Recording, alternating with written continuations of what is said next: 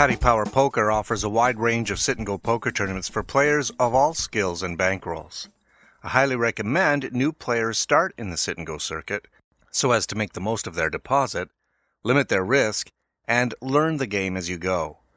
Some sit-and-go tournaments actually start at under $1. You can see all of the sit-and-go tournaments in the Paddy Power Poker lobby here and select your price range using the micro, low, medium, or high entry fee filters.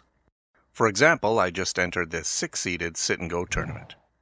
In other videos, we discussed general concepts for sit-and-go strategy, so now let's apply some of that knowledge to real hand-to-hand combat. We have played only a few hands in this tournament when I was in the big blind holding 10-9 offsuit. I will normally not call any type of raise with this hand at this stage of the tournament. Since it is early, I know very little about my opponent's style of play, but generally assume most to be weak to moderately experienced in the low limits. An early position player has limped into the pot, and the small blind calls to make the pot 60, and the three players see the flop of Queen 6 Ace and a rainbow of suits. Both of the blinds check to the limper, but surprisingly he checks as well. If someone comes into the pot voluntarily in position, you would normally expect a bet out of them here with that ace on the flop, and I think this player missed an opportunity to take the pot right here. So not only should he have raised pre-flop, he should be betting now. That leads me to believe he is too passive a player and will be an easy opponent. The pot remains at 60, and the turn card is the 8 of clubs. After a few seconds, the small blind puts out a bet of 20.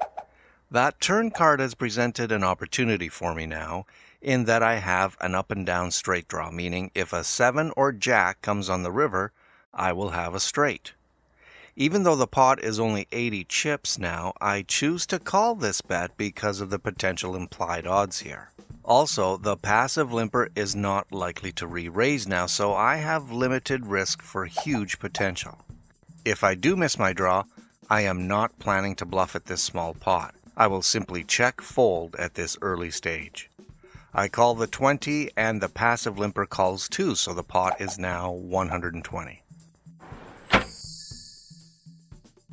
Would you believe the 7 of hearts lands on the river? Yeah, this is a real hand at Paddy Power Poker. Not only do I have a straight, I have the nuts, the best possible hand. Now I must figure out how to get the most out of this situation. This is where your implied game comes into play because hands like these are the reasons why you call for implied odds.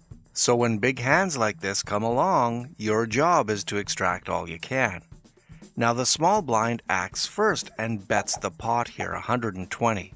Now if he had checked, I would be leaning to do the same bet myself, hoping for at least one caller. His turn bet was small enough for me to think he was just trying to pick up an orphan pot. But I don't think that anymore. Now I think he has at least a strong pair, even more, 2 pair. So now I only have one option, and that is to re-raise, but by how much? Because I have at least one customer who certainly has something. If he was playing something like King 8 or Jack 8, I don't think he would be value betting the river here since 2 players called on the turn and 2 of us still have to act after his bet. I'm thinking 2 pair or even a well-disguised set now. Because I can put him on a good hand here, I decide to go all in. Most players with 2 pair, a set, or a weaker straight will not fold to this bet, and I will get paid off the vast majority of the time. So that's what I do. The passive limper quickly folds. The small blind contemplates and makes the call. He turns over 5 of clubs and 4 of hearts for a lower straight, which under normal circumstances is a strong hand as well. Not many players would fold that hand, probably myself included, but this was more about extracting the maximum amount of value from this rare opportunity. Had I bet less, he probably just would have called. This player is now on life support and I have doubled up in the tournament.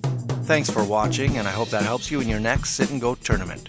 Watch for more sit-and-go strategy videos at the Poker School at paddypowerpoker.com.